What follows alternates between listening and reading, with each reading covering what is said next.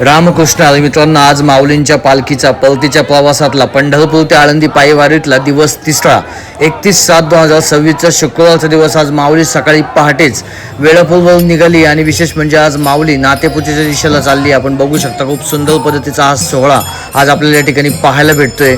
आणि आज विशेष म्हणजे भल्या पहाटे माऊली निघून या ठिकाणी सकाळचा जो काही विसावा आहे तो सूतगिरणी आणि खुडूस फाटा या ठिकाणी दुसरा विसावा घेणार आहे माऊली.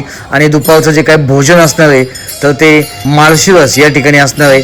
आणि त्यानंतर पुन्हा एकदा माऊली थोडासा आराम करून या ठिकाणी संध्याकाळचा जो काही विसावा आहे तो पुरंदरकडे आणि दुसरा मांडवी ओढा या ठिकाणी होणार आहे. आणि नंतर माऊली रात्रीचा मुक्काम नातेपुते या ठिकाणी करतील.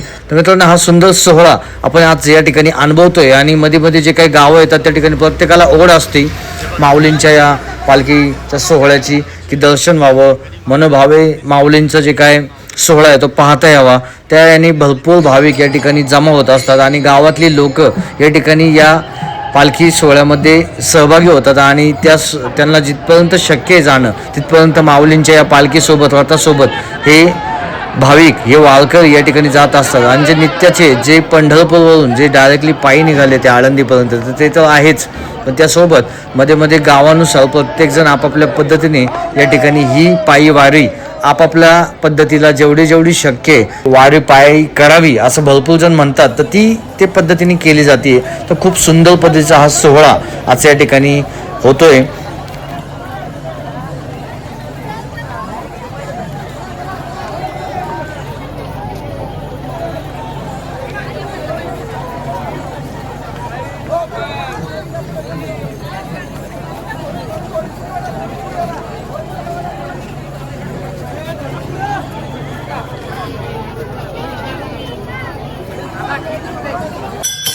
नित्याचे वारकरी या ठिकाणी पंढरीवरून पायी निघाले ते. आणि या ठिकाणी जो काही देहभान विसरून मृदुंग आणि टाळाच्या गजरामध्ये या ठिकाणी वैष्णव या ठिकाणी हळूहळू पावले टाकत आळंदीकडे निघाले ते. आणि हा खूप सुंदर सोहळा आज या ठिकाणी होतोय.